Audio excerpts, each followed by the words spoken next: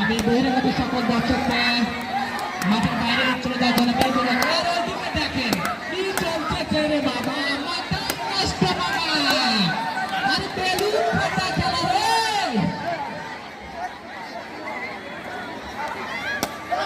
দেখা যাক, আমি অনেক খেলাতে দেখেছি আপডেট খেলা, পা দিয়ে বেলুন ফাটা।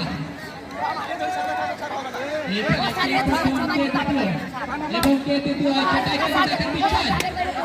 আর এদিকে আবার কিন্তু নৃত্য হবে, নৃত্য নিয়ে আসবে আমাদের মঞ্চে। শুধু থাইল্যান্ড থেকে আগত, থাইল্যান্ড থেকে আগত নৃত্যশিল্পী সোনা নয়, সে হচ্ছে রূপা। রূপা বহিরাগত সকল দর্শকদের মাঠের বাইরে যাওয়ার জন্য ভলান্টিয়ার তোমরা মাঠটা ক্লিয়ার করো।